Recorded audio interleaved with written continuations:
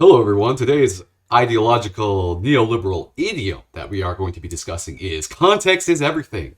Another one of these idioms that you hear all over the place and never actually applied, just like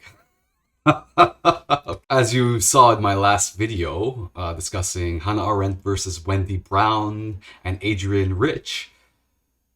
At the end of that video, I've been saying the same thing I've been saying at the end of a lot of my videos is that we're upholding privilege from the back door. That affirmative action ideology basically is a way of reinventing supremacist ideology for the modern times.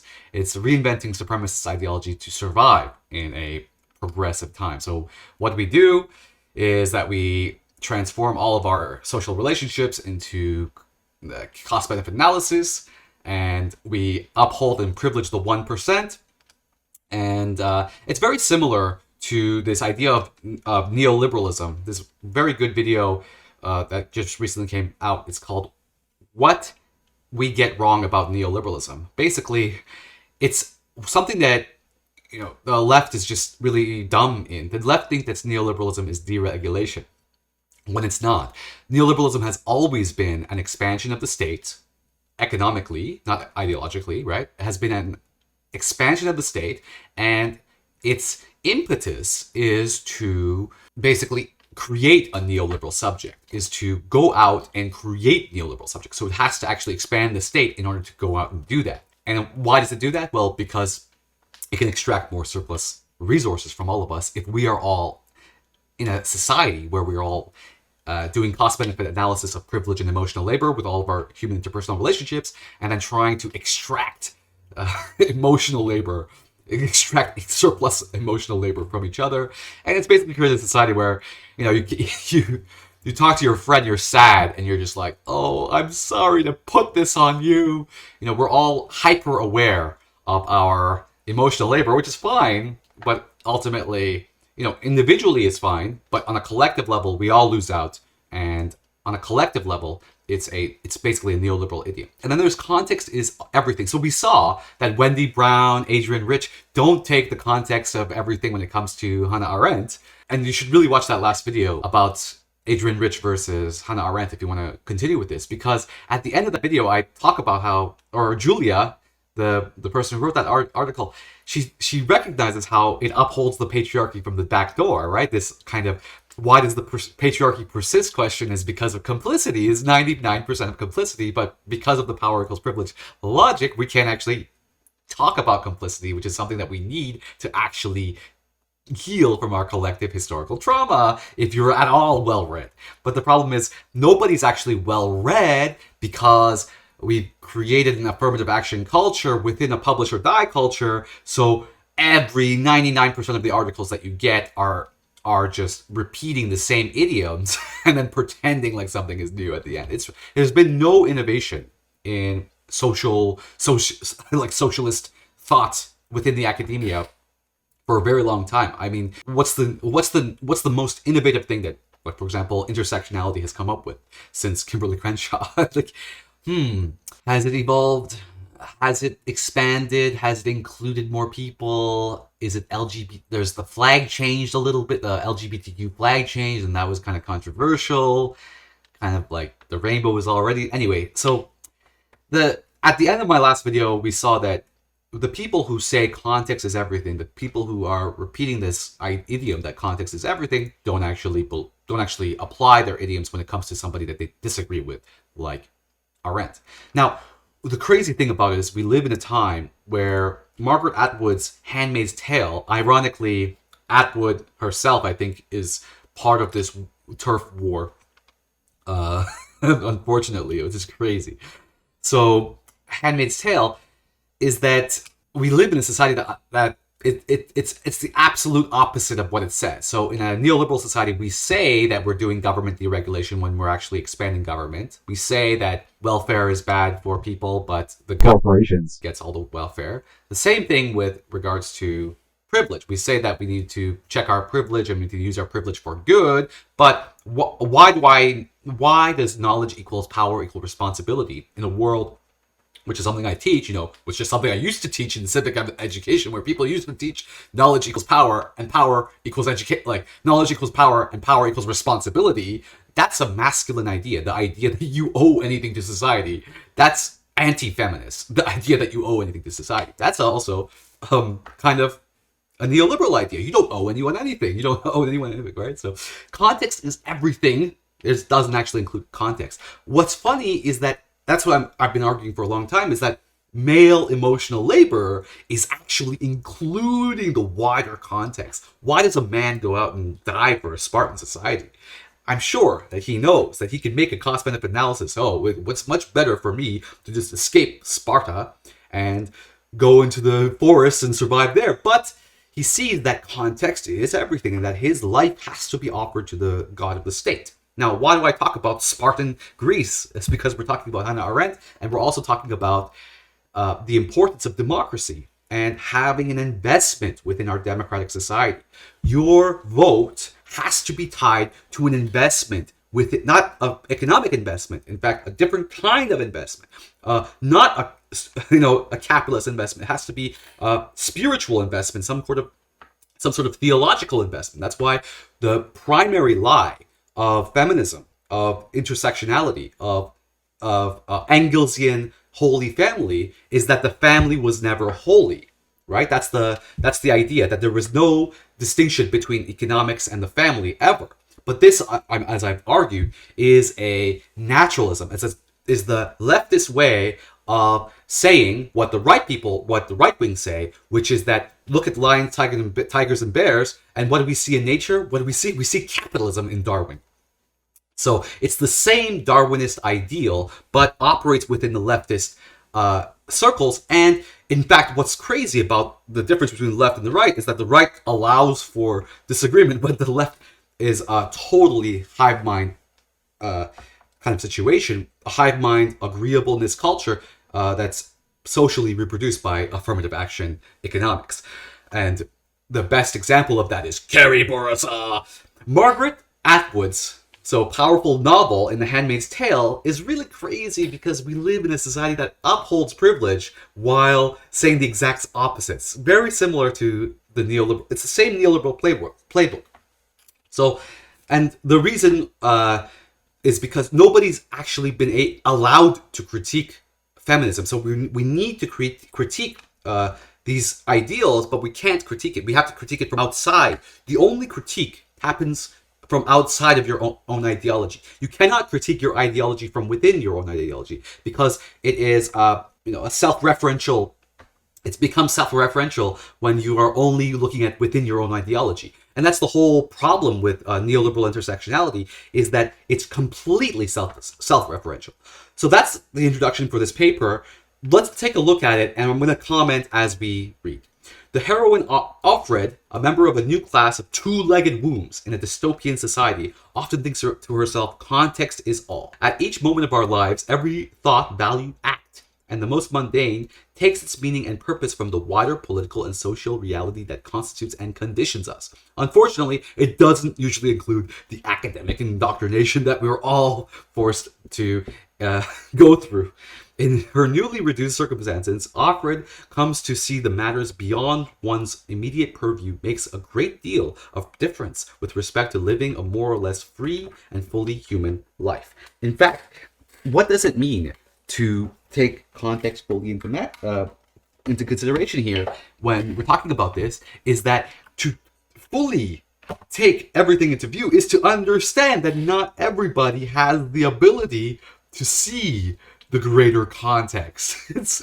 It's crazy. Unlike Offred, feminists have long recognized as imperative the task of seeking out, defining, and criticizing the complex reality that governs the way we think. Unfortunately, this complex reality that governs the way we think is totally essentialized within progressive intersectional culture. We know exactly what this complex reality is. We know exactly who to point our finger at. Whereas if you look at Foucault, and this is all based on Foucault. All of these critiques are based on Foucault. Why do I focus on idioms? Why do I focus on neoliberal idioms? It's because Foucault warned us of this, of these hive mind people just repeating the same idioms. Foucault warned this explicitly. Okay.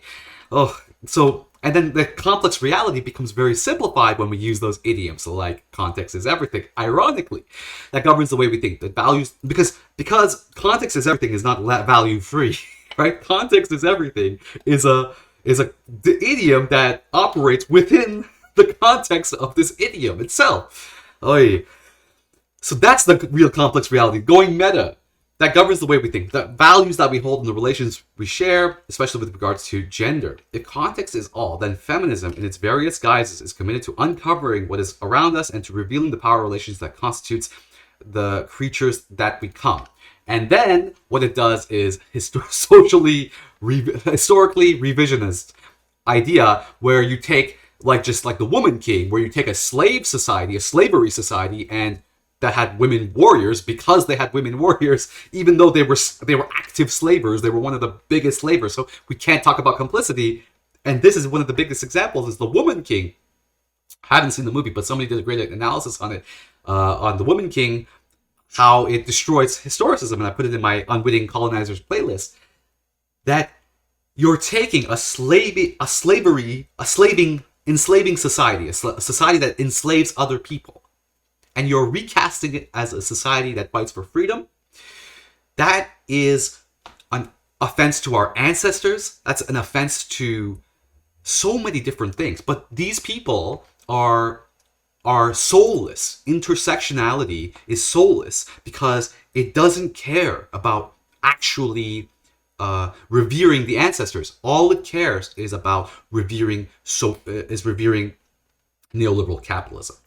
So that's what I've been saying before. When you do a tarot card reading and you're charging somebody for the money, what you're doing is you're revering capitalism. You're not revering, And the only video that I've ever actually put out that's paid is the unpaid emotional labor of is the male emotional labor video. Is the FD signifier response that I have. It's a 4-hour response, and I work really hard on that. So if you want to support me, go ahead. If you want the video for free, I can send it to you too.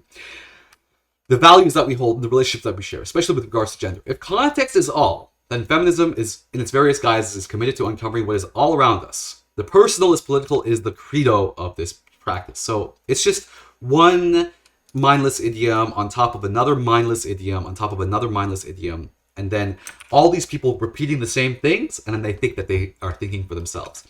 The political and ideological context that most deeply conditions the American values is liberalism and its attendant set of values, beliefs, and practices.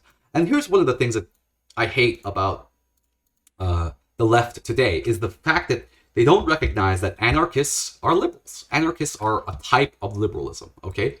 Without question, the liberal tradition can count many among its adherents, but it has its critics as well. Of course, that's called the Enlightenment. Over the past decade in the US, few critics of liberalism have been persistent as wide-ranging as the feminists. Certainly, no others have been committed to articulate alternatives to the liberal vision of gender, family, sexual division of labor, and the relationship between public and private realm. In this essay, I don't understand why they think that liberalism is their enemy when it's not. In this essay, I shall focus on the aspect of feminist critique that concerns citizenship. First, I will outline the dominant features of liberalism's conception of citizenship, and I will introduce 2 feminist challenges to that conception. What I ultimately want to argue, however, is that although both of these challenges offer important insights, neither of them leads to a suitable alternative. Now, here is the key. Because feminism destroys an ideal, all that comes to replace the ideal is neoliberal capitalism. That's what I've been arguing before. When you destroy the ideal, all you have is nightmare. To the liberal view or the sufficiently compelling feminist political vision. In the third section of the essay, I will make a preliminary sketch of what a feminist vision of citizenship might be.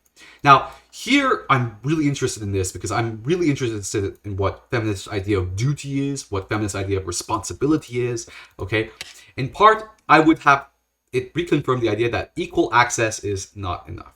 It's just more affirmative action, right? It's based on an affirmative action, socially reproduction thing. So, the terrain. So it's a cancer. It's a cancerous self-referential thing in itself. It just cannot be stopped in a way. And the reason why it can't be stopped is because it's colonialism.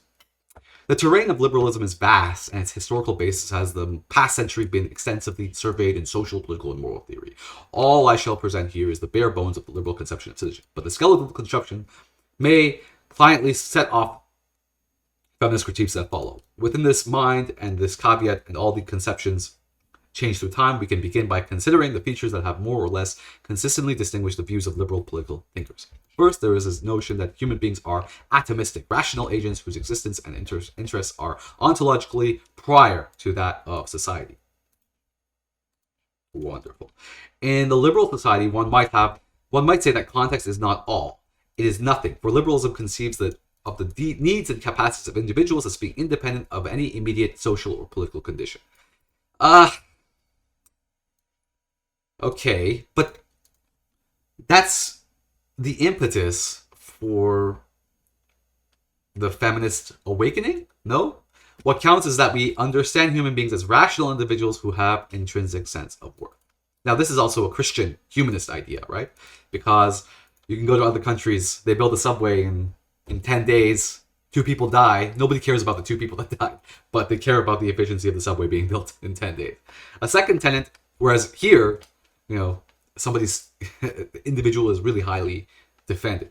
A second tenet of liberal, which is a good thing, I guess. A second tenet of liberal political thought is that society should ensure that freedom of all its members to realize their capabilities.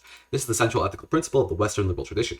Perhaps the classical formulation is Mill's observation that only freedom which deserves the name is that pursuing our own good in our own way, so long as we do not attempt to deprive of others or impede their efforts to obtain it. And then this is a collective ideal, ironically, right? This is a collective, it becomes the collective ideal. This is the collective ideal that we should have. The collective ideal is that we should all be individuals. It's funny. Closely associated with the principle of individual liberty is a third feature, an emphasis on human equality. At least legal equality. Theorists may differ in their formulations of principle, but not its centrality. Locke held that reason is the common rule that measure that God has given to mankind.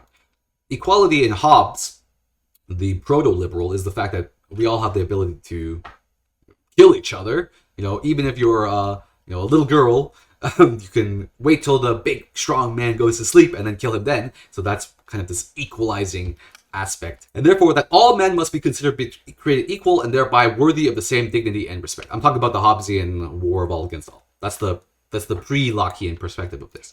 Bentham argued that the case for equality rests on the fact that all individuals have the same capacity for pleasure, and hence the happiness of society is maximized when everyone has the same amount of wealth or income. Bentham is a evil social contract. The evil utilitarian. Liberal legislation and freedom of contract. Green proclaimed that everyone has an interest in securing to everyone else the free use and enjoyment and disposal of his possessions, as long as that freedom of part does not interfere with a like freedom on the part of others, because such a freedom contributes to the equal development and faculties of all, which is the highest good of all. Wonderful. These are nice, compact Enlightenment ideas. Since liberal theories usually begin with some version of presumption of perfect equality among individual men, it is a relatively small step from this to relate argument that societal justice entails equal suffrage in which every single person should count, in Herbert Spencer's words, for as much as any other single individual in the community. Now here is a very, very, very important idea. See, look at what she does here. She is saying that there's perfect equality it's an assumption that there's perfect equality among men. But obviously, there is no perfect equality among men because we're not including women. So we can say we're not including women, so it's not perfect equality. But then we can also say, wait a second, if we're going to differentiate between that Hobbesian kind of equality that I just talked about and this kind of perfect equality among men, then let's re-examine that there is actually no equality among men as well. So when people talk about gender equality, let's make males and females equal rights or whatever. Hey, are men equal to other men? No, they aren't. In fact, that's what the whole situation is, right? Everything that feminism talks about, one way you can make feminist theory palatable is by replacing the word men. Anytime that they say men, you say chads. So perfect equality among chads. That's what really feminists are talking about when they're talking about men.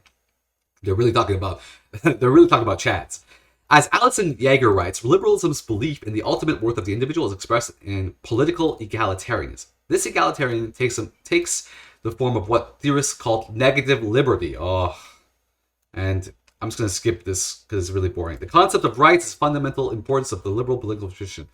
In Rawls, not only does the concept of rights reinforce the underlying liberal principles of individual freedom and formal equality, it also helps with the distinction between private and public that informs so much the liberal perspective on family and social institutions. And here is why liberalism is dead. Here is why the distinction between private and public is basically the destruction of the distinction between subjection and citizenship. Individual rights correspond to the notion of a private realm of freedom, separate and distinct from that of the public. Although the liberal theorists disagree about the nature, degree of state intervention in the public realm, and even what counts as public, they nevertheless accept the idea that certain rights are inviolable and exist in a private realm where the state cannot legitimately interfere. Now you see, this is why all feminism is carceral. All feminism is carceral. All feminism is neoliberal. Remember, how did we start this text? We started by saying that neoliberalism is not government deregulation. For much of liberalism past, this private realm has subsumed in Agnes Heller's phrase the household of emotions. Marriage, housework, and childcare. In short, the liberal notion of the private was included in what was called the woman's sphere, as male property sought not only to preserve it from the interference of the public realm, but also to keep those who belong in that realm, women, from the life of the public. Interesting. So here's the situation, right? This is why we look to Hannah Arendt, as I said before. Hannah Arendt was someone who was kept out, and this is all going to come back to our question about racism in Little Rock. Hannah Arendt is someone who was kept out of philosophical circles, of academia. What did she do instead? She made her own public sphere. She made her own academia, and now even the feminists have to go to her academy, okay, have to follow what she says because of how crazy it is, about how crazy her work is. It's a difference between this kind of victim mentality. Really, it's just a victim mentality, right?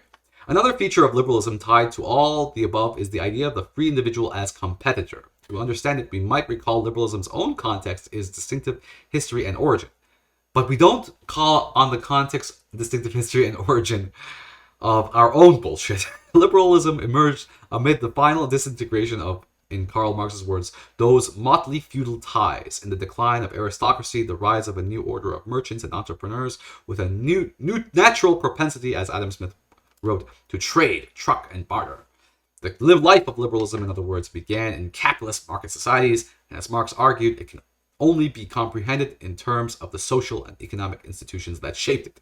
Max Weber, liberal political thought, inherited the great transformation wrought by Protestantism and a new ethic of self and work, soon to replace privilege, prescription, and primacy of rank. So please watch my Ritual Traces series for my point about how Confucianism is a better at capitalism than the Protestant work ethic. That's my main series on a Ritual Trace, my Ritual Trace work.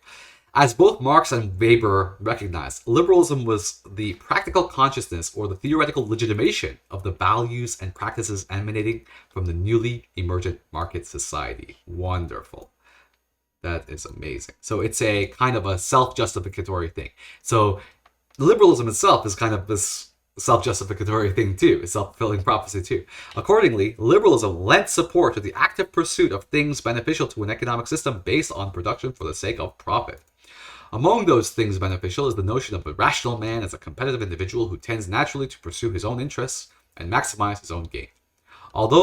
And here's one of the things that we kind of need to learn from psychology is that people don't actually work towards their own interests. People are, psychologically damaged. They work towards their own disinterest as well. I mean, although it would be mistaken to suggest that all liberal theorists conceive of human nature as being egoistic, most do argue that people tend naturally in this direction and must work to develop moral capacities to counter their basic, selfish, acquisitive inclination. Thus, we must at least generally conclude, for liberals, the motive force of human action is not to be found in any noble desires to achieve the good life or the morally virtuous society, but rather the inclination towards individual advancement. Now, this is one of the points that Arendt makes, Foucault makes, there's a lot of people that makes. The pursuit of profit according to the rules of the market. Taken in this light, then the liberal individual might be understood as the competitive entrepreneur, his civil society as an economic marketplace, and his ideal as an equal opportunity to engage in the race of wealth and honor and preferments. Vital in this race is the very issue that concerns us is of Daedalus, the equality of access to the race itself, to the market society. What liberty comes to mean in this context is a set of formal guarantees to that individual. See, you see how the market itself is not questioned here.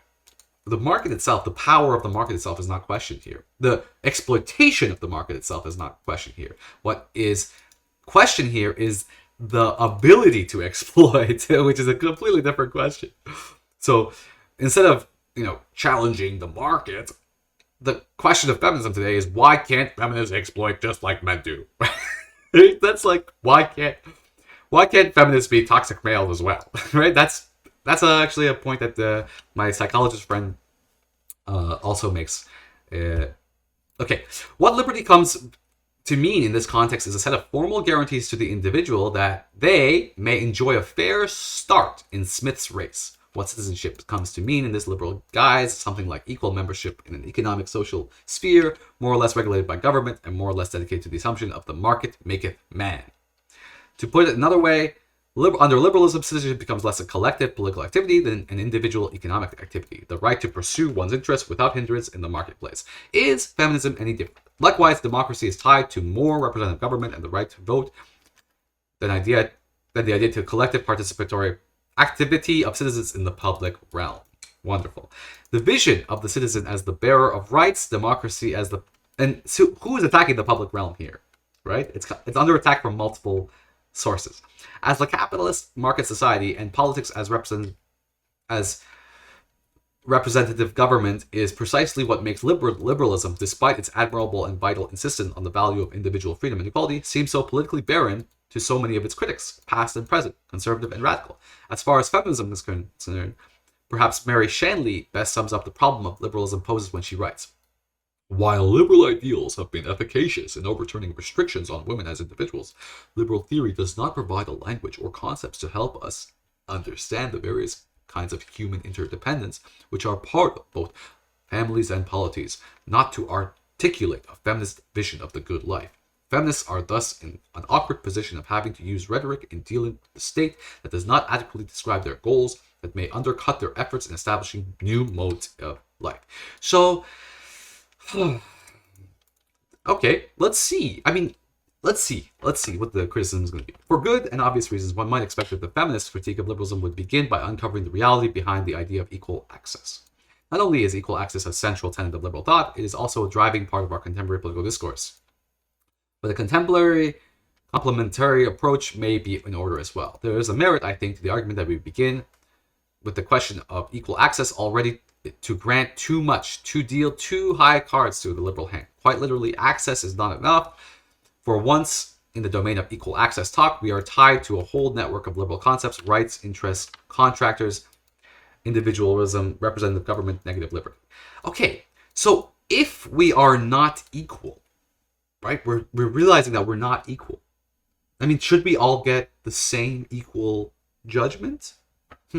These open up avenues of discourse, but at the same time block off others. As Shanley implies, for feminists to sign on to these concepts may be obscure rather than to eliminate a vision of politics, citizenship, and the good life that is appropriate to feminist values and concerns. But this I do not mean to suggest that feminists who proceed from the question of access are doing something unhelpful or unimportant. On the contrary, by using gender as a unit of analysis, feminist scholars have revealed inegalitarianism behind the myth of equal opportunity and made us aware of how presumptions deny the social reality of unequal treatment, sexual discrimination, cultural stereotypes, and women's subordination both in the home and in the marketplace. Women's subordination in the marketplace. What is the women's subordination in the marketplace? How can the marketplace subordinate other than the way it subordinates all of us? I'm not sure. First, the Marxists. Feminists working within the Marxist tradition seek to reveal capitalist and patriarchal foundation of the liberal state, as well as the oppression inherent in the sexual division of labor. See, the reason why it's not necessarily Marxist, it should be called Engelsian, not Marxist. The consequence of a woman's dual contribution of substance in capitalism. Engels and Marx would disagree on this stuff, but that disagreement isn't really talked about. It's really unfortunate.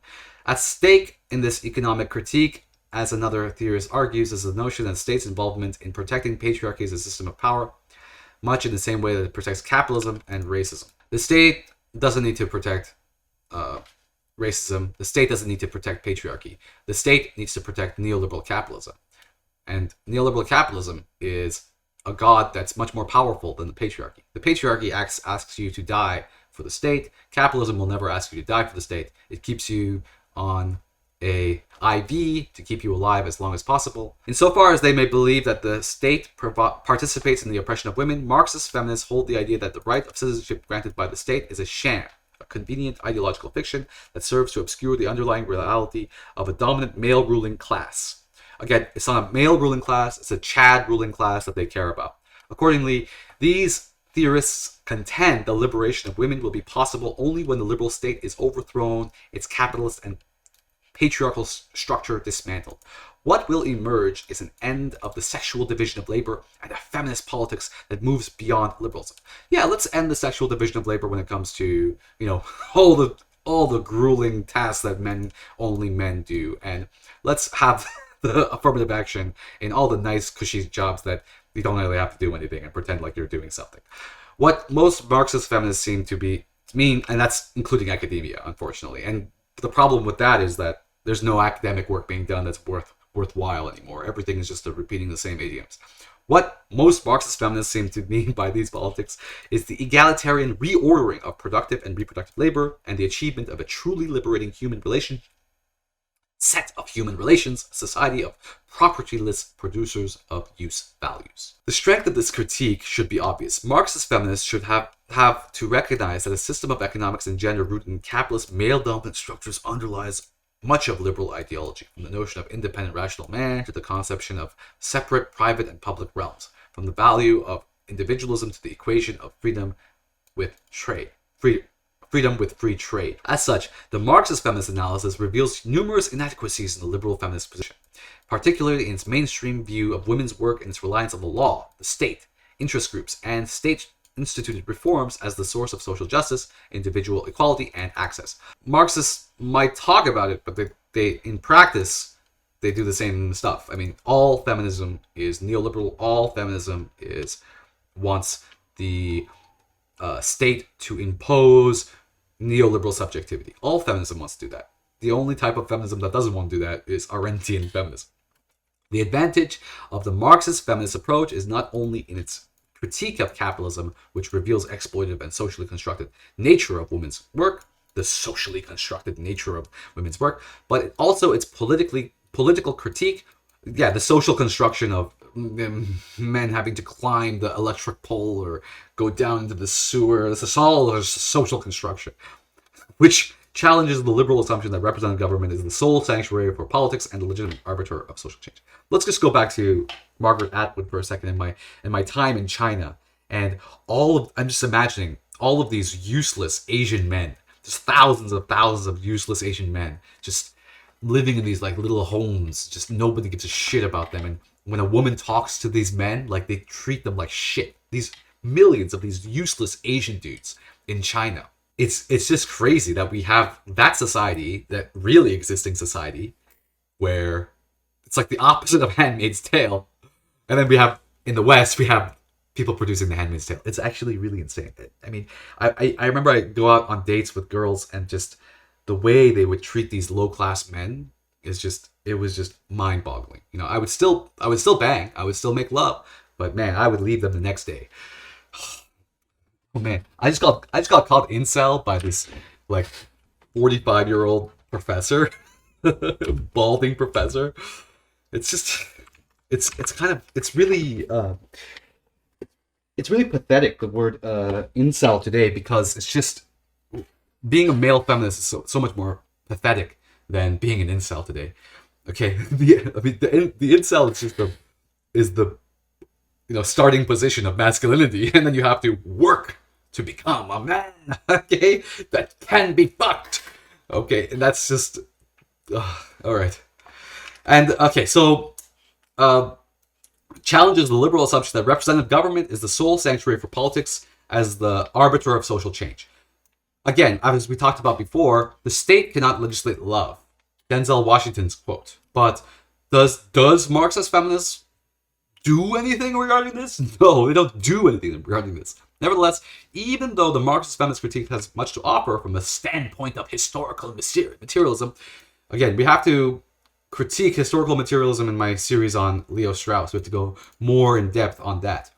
It has little to do with the subject of citizenship. Citizenship hardly appears in their vocabulary, much less in any of the family concepts: participation, action, democracy, community, and political freedom.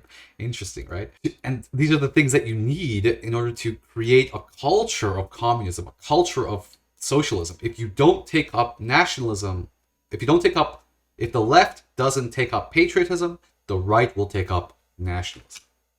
To the extent that Marxist feminists discuss citizenship at all, they usually conflate it with labor, class struggle, and socialist revolution.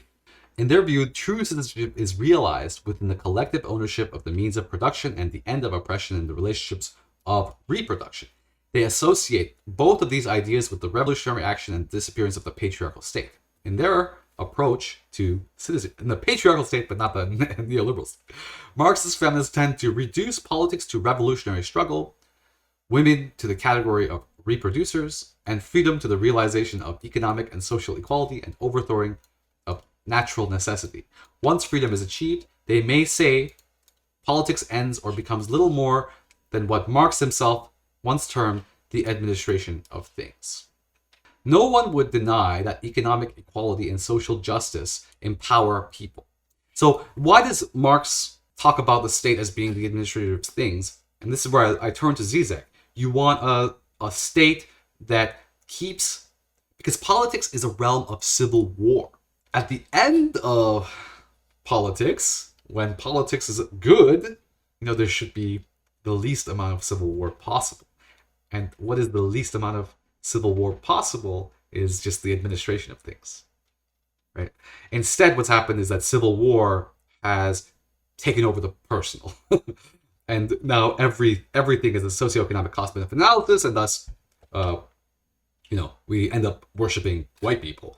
No one would deny that economic equality and social justice empowers people. A society that values and strives for them with both men and women in mind deserves admiration and respect.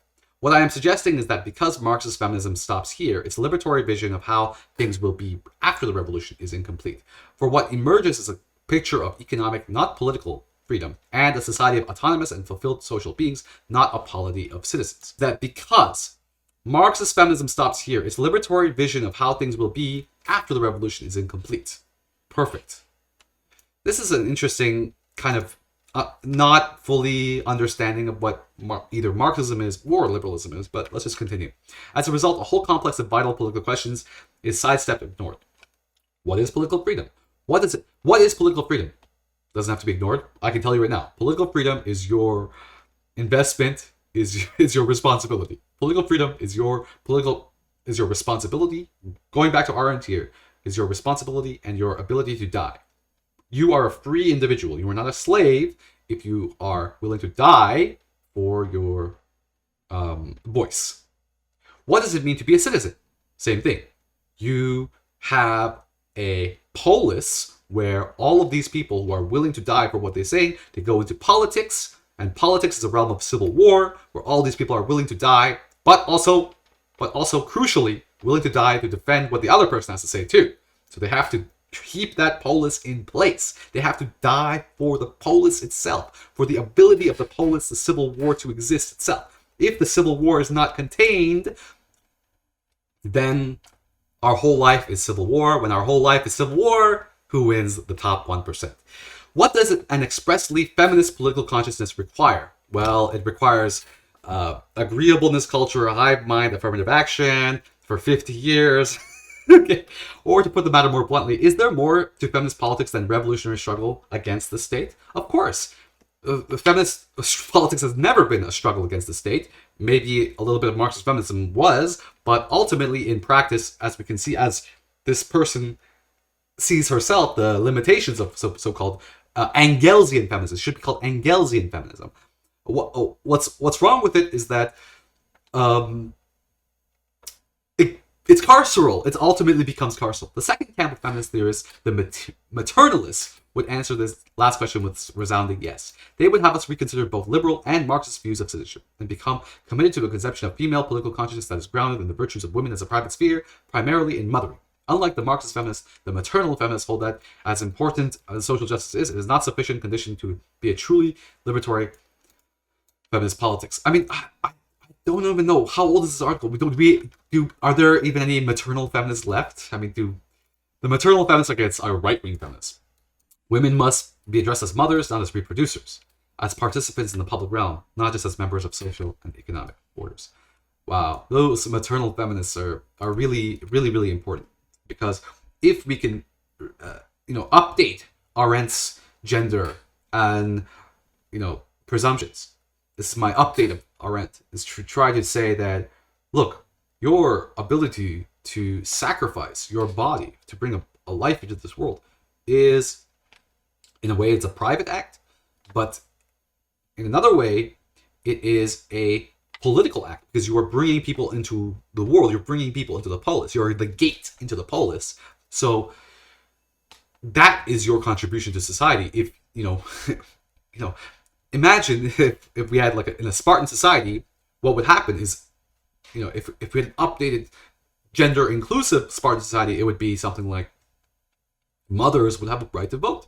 Mothers would have a right to vote in a Spartan society. Why? Is because whereas a Spartan boy has a right to vote because he is, putting his life on the line to defend the polis, the mother of the Spartan boy is also putting their life on the line to bring the Spartan boy into the world. Now, there's a whole lot of reasons why maternality and feminism broke apart, because of TERFs or Smurf warfare, and also because there's a lot of reasons why that happened. But those maternal feminists, that could have been a real revolutionary moment here within the conservative maternal feminists. And we can see that, fascism, as Zizek, as a lot of people say, fascism is a failed attempt at revolution, as a failed socialist revolution. That's what fascism is. And you see that we have this potential in the maternal feminists to create real kind of citizenship here, a real kind of women's citizenship, a real kind of gendered citizenship, a real kind of contribution to society, but instead that contribution to society is seen as a socioeconomic thing. It's not seen as a contribution. It's not seen as a political contribution. It's not seen as volunteerism. It's seen as exploitation. And as a result, the whole concept of citizenship is also shaken at its knees too. Like the Marxist feminists, however, the maternal feminists establish a liberal notion of the citizen as an individual holder of rights protected by the state. For the maternalists, such a notion is best morally empty and at worst morally subversive, since it rests on a distinctively masculine conception of the person as independent, self-interested economic being. When one translates this notion into a broader conception of politics, the maternal feminist argues one is left with a vision of citizens as a competitive marketers and job holders, for whom civic activity is, at most, membership in interest groups. Thus, the maternal feminist would deny precisely what the liberal would defend, an individualist right-based contractual conception of citizenship and a view of the public realm as one of competition. I mean, maybe. The problem, I think I can come up with an idea of liberalism and maternal feminism that can go together if I just imagine a little bit, but here she's just talking about the disagreements that are taking place. One of the problems with a politics that begins and ends with mobilizing resources, achieving maximum impacts, calculating prudentially, articulating interest group claims, and so on, is not only the lack of utter imagination, but its inability to engage in the reflective allegiance, committed loyalty of citizens. That's exactly it. In fact, that's what the point of it is to get us to not think, right? That's the banality of evil, is to get us just to be simple consumers. Watch that clip from the Prime Minister of Italy. Over simply, no substantive sense of civic virtue, no vision of political community that might serve as the groundwork of a life in common is possible within a political life dominated by a self-interested, predatory individualism. Maternal feminism is expressly designed to counter what it thinks are arid and unimaginative qualities of prevailing liberal view, more empathetically, to present an alternative sense of civic virtue and citizenship. As a first step, it wants to establish the moral primacy of the family. Although this may seem some strange start for feminist politics, the maternalists would have us rethink the rigid liberal distinction of public and private realms and consider instead the private as the locus for a possible public morality and as a model for the activity of citizenship. This is kind of the argument that I'm making, except instead of having the difference is this: instead of having a political impose itself on the private, here the idea is that the private should, impose itself onto the political. And how does it do that? It creates a sense, it habituates citizenship within the private realm as well. So how do you create citizenship within the private realm? Well, you can't have it with "it's too much emotional labor to educate you" culture. It's the opposite of that. Put another way, maternalism, feminism criticizes statist politics and individualist persons and offers in their place only other alternative it sees: a politics informed by the virtues of the private realm and a personhood committed to the relational capacities, love, and caring for others. What makes this view expressly feminist, rather than, say, traditionally conservative, is its claim that women's experience as mothers in the private realm endows them with a special capacity and a moral imperative for countering both male liberal individualist worldview and a masculine notions of citizenship. Wonderful. And that's exactly what I'm kind of pointing to here. What would an Arendtian feminism look like? Elstein describes mothering as a complicated, rich, ambivalent, vexing, and joyous activity that upholds the principle that the reality of single human child must be kept before the mind's eye. Yeah, this act of raising a child, right, should be a sacred, holy act. But the family ain't holy anymore. For her, the implication of mothering holds for citizenship is clear. Where maternal thinking to be taken as the base for feminist consciouships, a wedge for examining an increasingly over-controlled public world would open immediately. This is such a good point. Were maternal thinking to be taken as the base for feminist consciousness, a wedge for examining an increasingly over-controlled public world would open immediately. Carceral feminism. Not only would maternal thinking chastise the arrogant male public speaker, it would provide the basis for a whole new conception of power, citizenship, and the public realm. The citizen that emerges is a loving being who is devoted to protection of a vulnerable human life and seeks to make virtues of mothering template for a new humane world.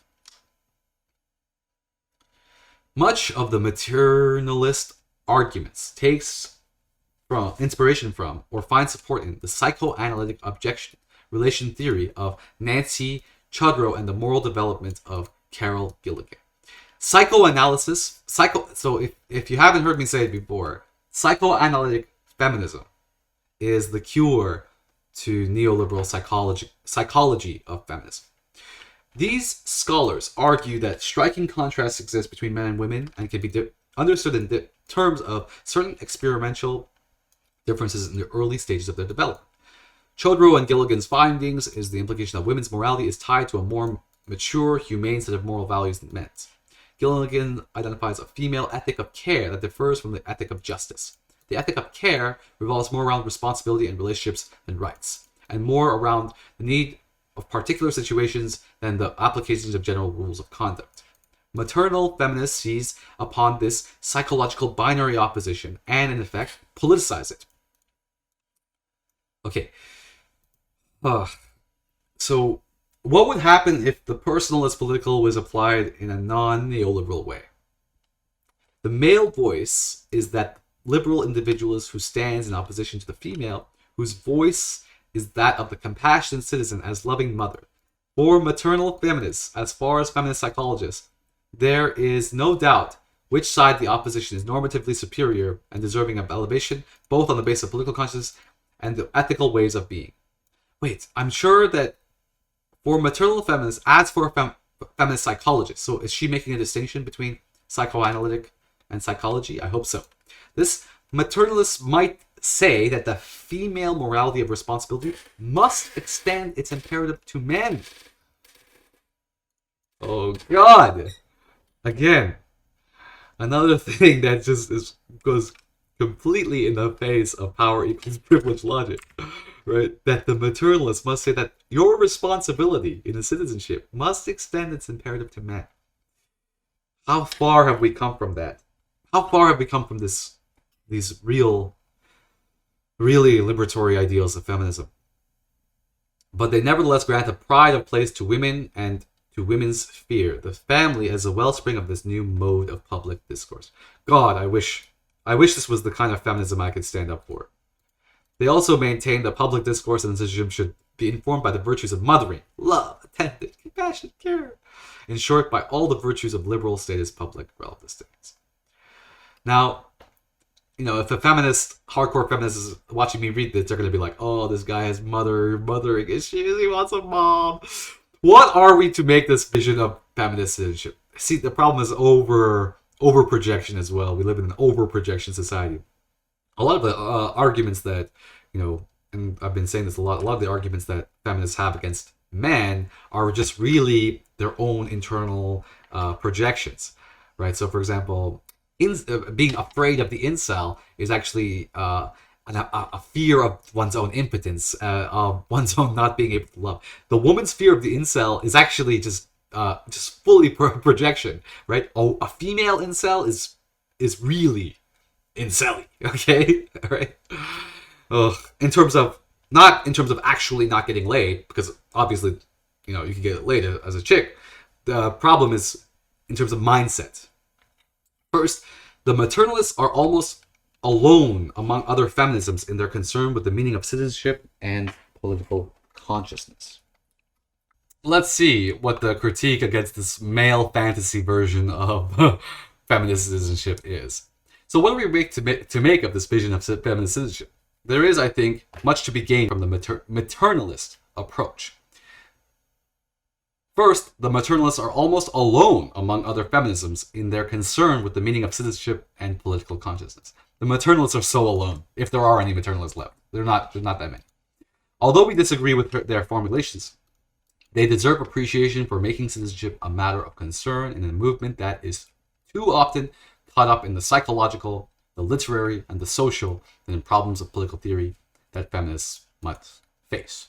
Second, the maternalists remind us of the inadequacy and limitations of a rights-based conception of individual and a view of social justice as equal access. Wonderful. They would have us understand the dimensions of political morality in other ways, and politics itself as a potentially virtuous.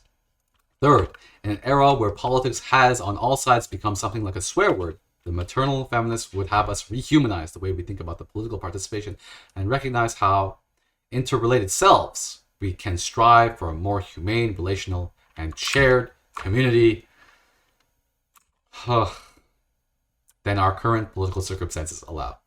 How far have we come from these ideals?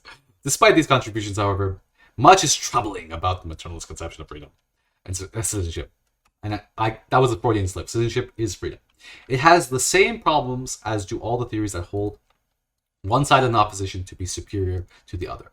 For the maternalists, women are more moral than men because they are or can be raised by mothers, and because mothering itself is necessarily and universally an effective, caring, loving activity.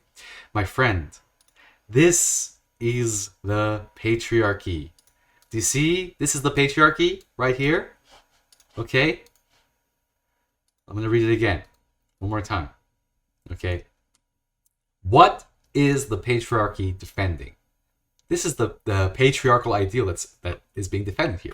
Women are... It's the patriarchy that sees that women are more moral than men.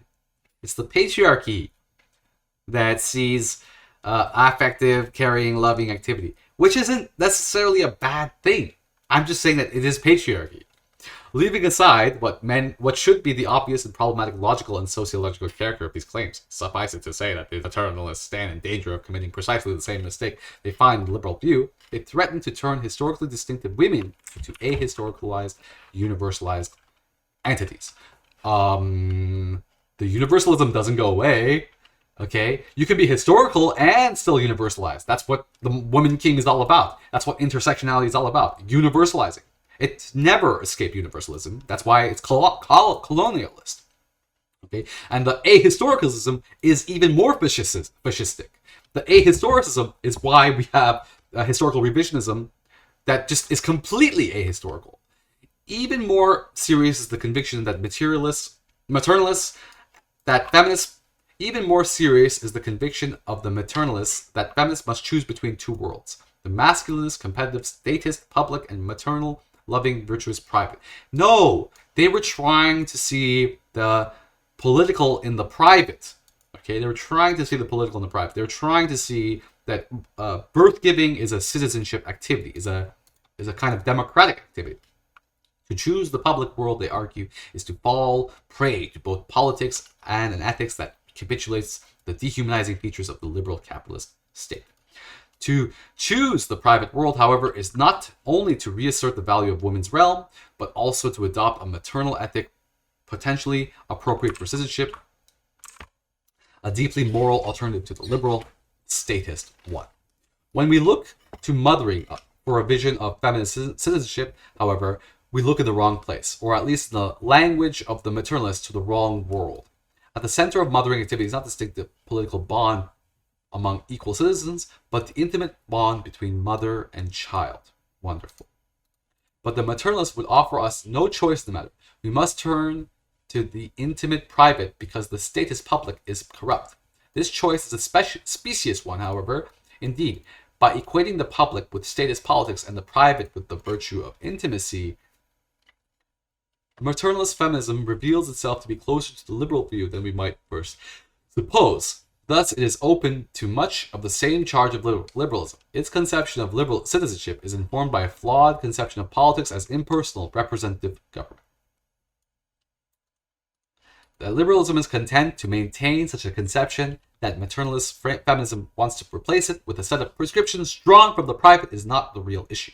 The problem for feminist conception is that neither of the above will do, because both leave us with one-sided view of politics and therefore citizenship. What we need is an entirely different conception. For the remainder of this essay, I will sketch out the alternative basis for feminist political vision, with a view to developing a more detailed feminist vision in the future. I offer the following recommendations.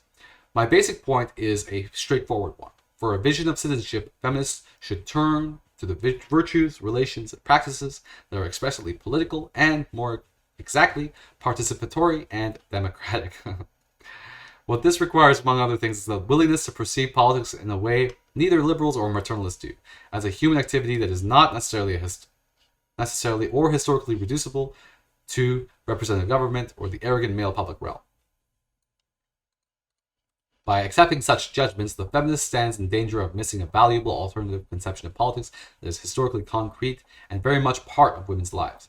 The conception is perhaps best called the democratic one, and it takes politics to be the collective and participatory engagement of citizens in the determination of the affairs of the community. Oh God. The community may be the neighborhood, the city, the state, the region, or the nation itself. What counts is that all matters relating to the community are undertaken as the people's affair.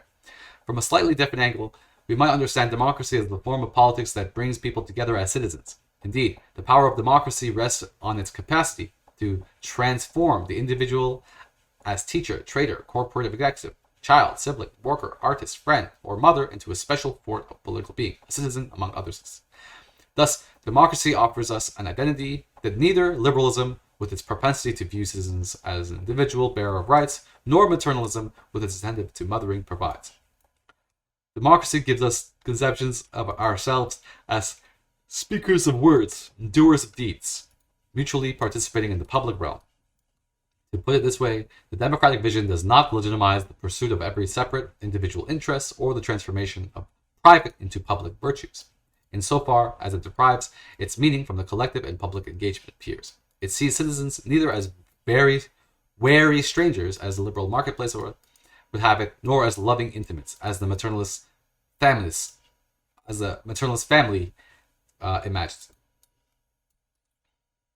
To return my earlier point, democratic citizenship is a practice unlike any other. It has a distinctive set of relations, virtues, and principles all on its own. Its relationship is that of civic peers. Its guiding virtue is that of civic peers. And who has done the most to destroy fraternity and brotherhood in our society? Its guiding virtue is mutual respect. Its primary principle is positive liberty.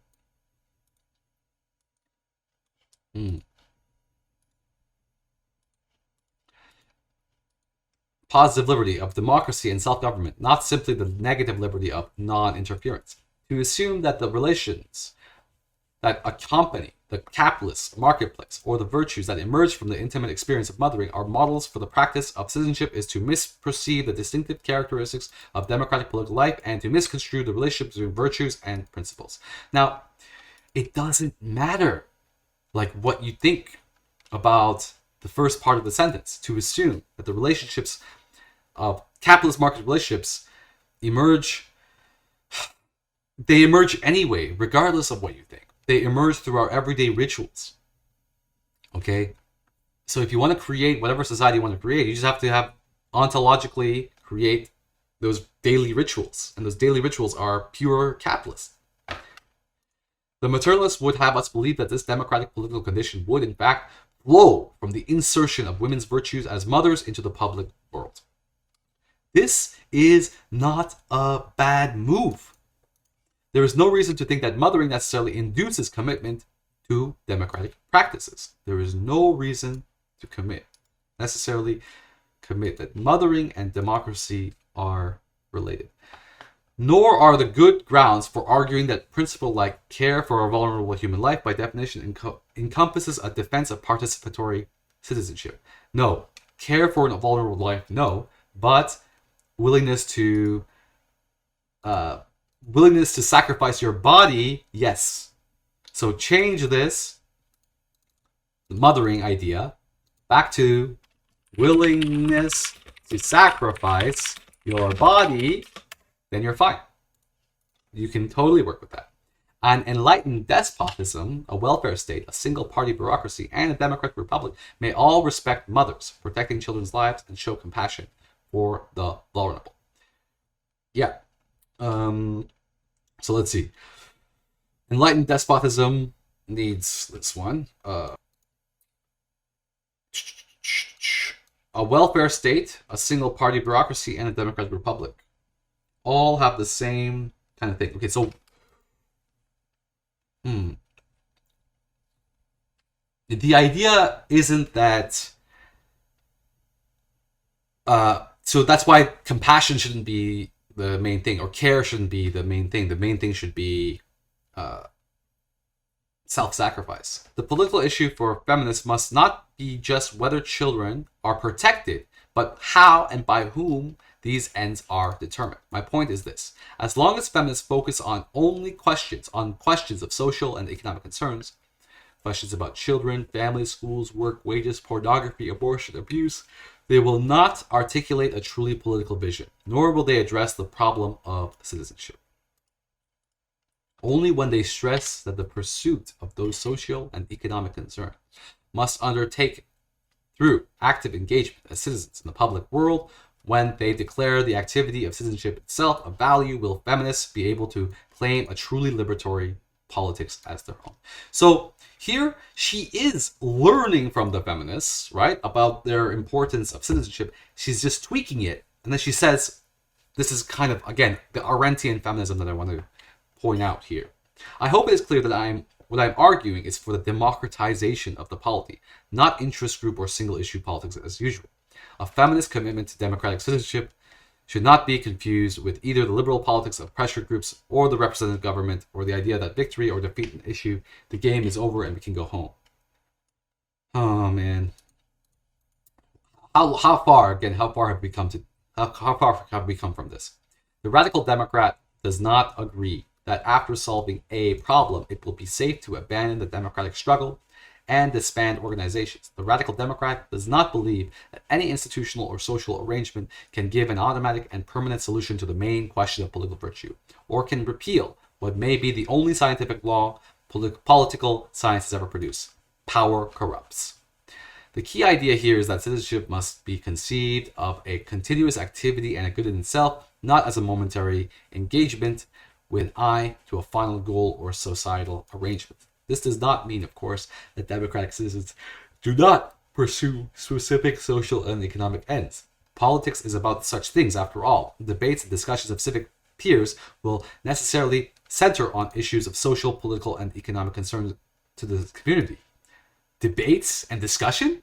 What is that? I don't even know what that is anymore. In our polarized echo chamber, there is no debate, there's no discussion. But at the same time, the democratic vision is, and the feminist citizenship must be, more than this. Perhaps it is the best to say that this vision fixed not only an end, but rather inspiring principle, freedom, and by political activity, positive liberty. This is a Arendtian point. The activity is demanding process that never ends, for it means engaging in public debate and sharing responsibility for self-government. Ha ha ha ha! Like this is at all a feminist ideal at all today. It's so sad that it's not, but I mean it's just funny that it's even thought of, and this is what, 10 years ago? 15 years ago article. What I am pressing for in both theory and practice is a feminist revitalization of this activity, which never happened. The reader who has followed me this far is perhaps now wondering whether I have not simply reduced feminist political consciousness to democratic consciousness, leaving nothing in its vision of citizenship for feminism itself. Again, we can't fully ever escape power equals privilege logic. In concluding these reflections, let me suggest why I think the revitalization of democratic citizenship is an especially appropriate task for feminists to undertake. Although the argument can be made generally, I will direct my remarks to feminism in the United States. Like Offred in The Handmaid's Tale, we Americans live in reduced circumstances, politically speaking. How we understand ourselves as citizens has little to do with the democratic norms and values I have just defended. And it is probably fair to say that most Americans do not think of citizenship in this way at all. We seem hypnotized by the liberal conception of citizenship as rights or consumerism, or it should be called neoliberal consumerism version of neoliberal subjectivity version of citizenship, or subjection, not citizenship, and unremitting consumerism that we confuse with freedom, and a capitalist ethic that we take as our collective identity. Wolin has noted that in the American political tradition there exist two bodies within the historic body of the people. A collectivity informed by democratic practices on the one hand, and a collectivity informed by anti-democratic political economy on the other hand. The latter is a liberal capitalist citizenship that has emerged triumphantly today. The truly democratic practices have nearly ceased to be part of politics in the United States. They exist only on the margins. More disturbing still, I think, even this memory of these practices seems to elude our collective imagination. As Hannah Arendt puts it, citizenship is the lost treasure of American political life. What I want to argue is that we may yet recover the treasure. We may be able to breathe new life into the body, into our democratic selves. This prospect brings us back to feminism, which I think is the potential source for our political resuscitation. Maybe we have to drop the whole intersectional thing.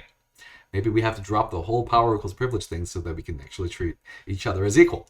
Feminism has been more than a social cause. It has been a political movement with distinctive attributes. It's a neoliberal colonizing movement.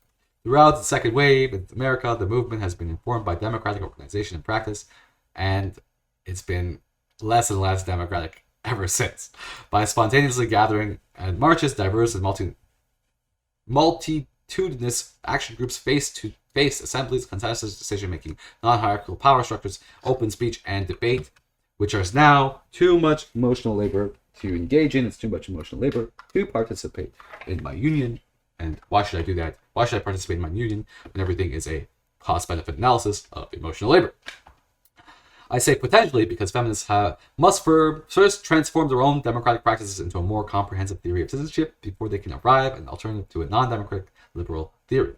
Feminist political practice will not, in some authentic, automatic way, become an inspiration for a new citizenship. No, it won't automatically, and in fact, it's going to go the opposite direction. Instead, feminism must become self-conscious political thinkers, defenders of democracy in a land of liberalism. And why can't they become self-conscious political thinkers? Is because we've created an affirmative action hive mind culture of agreeableness where everybody says the same thing, and to get published, you have to say the same idioms in the beginning of your and the end of your paper. Okay, you have to do an empty land acknowledgement at every step you take. Again, I'm all for land acknowledgements, by the way, but not the kind of empty land acknowledgements that we've been getting. To be sure, this task is neither easy nor short-term, but it is possible for feminists to undertake it in earnest because the foundation is already set in the movement's own experiences, in its persistent attention to its issues of power, structure, and democracy, and the historical precedent of women as acting as citizens in the United States. Soon, however, the historical precedent of women acting as citizens in the United States will be replaced by the historical precedent of women acting as prostitutes in any society, as warning or selling their emotional labor. As warning is in order, a warning is in order. What a feminist defense of democracy must at all kinds avoid is the temptation of womanism, to turn women of the republic and to feminist organization for inspiration in articulating democratic values is one thing. It is quite another to conclude that therein lies evidence of women's superior democratic nature or their more mature political voice. What's funny here is during my feminist days, I would totally be supporting this. I would totally want this guy, I was a big supporter of this. I wanted maternalism, Oh my god, I can't believe how far I've come from this is like something I would have argued in the past. I would have been like, women of the republic. A truly democratic defense of citizenship cannot afford to launch its appeal from a position of gender opposition and women's superiority. Such a premise would posit a starting point precisely what a democratic attitude must deny. That one group citizen voice is generally better, more deserving of attention, more worthy of emulation, more moral than another's. But the problem is that there is one group's attention that is more worthy of another, and who is that group? The group that is putting their social capital on line to defend the polis itself. So, again, which voices are worth listening to in the public sphere? A, it's the voice that's defending the public sphere in the first place, and B, oh my god, it's just we're in such a terrible situation. We've gone so far. This is why I come and say that feminism killed socialism. We've gone so far from these ideals. A feminist democrat cannot give way to this sort of temptation, lest democracy itself lose its meaning. It's already lost its meaning, and citizenship its special nature. Democracy has lost its meaning. Citizenship has lost its special nature. We are no longer civics volunteers. We are subjects of the state. Within this mind, feminists would be well advised to secure the political defense of their theory of democratic citizenship, not only in their own territory, but also in the diversity of other democratic territories, historical and contemporary male and female. We might include, and this is where the colonization comes in, we might include the township and councils of revolutionary America, National Farmers Alliance, the sit-down strikes of the 30s, the civil rights movement, the Soviet Russian Revolution, and the French clubs of '89, the Spanish anarchist affinity groups, Workers' Defense Committee in Poland, the mothers of the disappeared ones in Argentina, and so on. In short, the aim of political feminism is to remember and bring to light many examples of democratic practices already in existence, to use these examples as an inspiration for a form of political life that would challenge the dominant liberal one. What this aim requires is not only a feminist determination to avoid womanism while remaining attentive to women, but also a commitment to the activity of citizenship, which requires the participation of men. I began these reflections agreeing with Offred that context is everything. I end on what I hope is a complementary and not overly optimistic note. We are indeed conditioned by the context which we live, but we are also the creators of our political and social constructions that we can change them if we are so determined. Here is something I'm very skeptical of, okay? Yeah, we can change our social constructions, but not in the narcissistic way that we're doing today.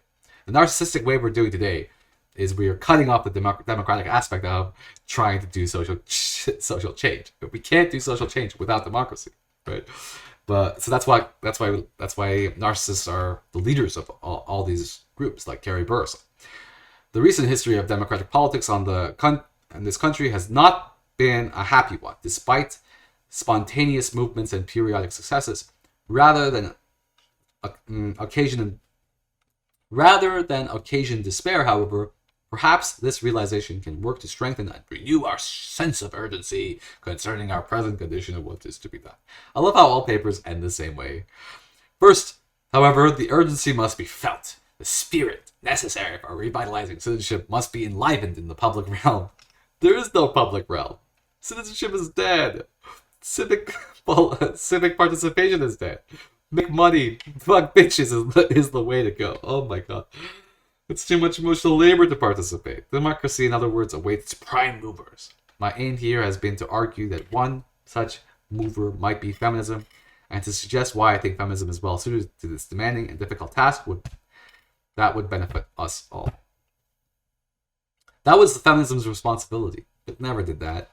It went completely in the opposite direction, and it did what has always been doing, which is give all the power to those who have already the most amount of power in society, those 1% of privileged men, the chads in our society, and the people that control most of our media, our academic institutions, our psychological institutions, are all repeating these intersectional idioms so that we can remind ourselves who to worship all the time. Remind yourself of the supremacy culture constantly.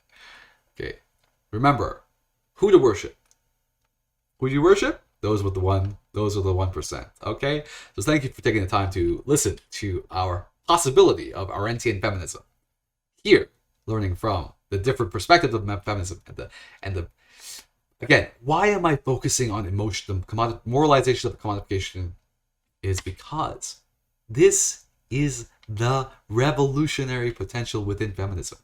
If feminism can allow for outside critique from someone like me, from an ex-feminist like me, then we can have true revolutionary politics. Thank you for paying attention.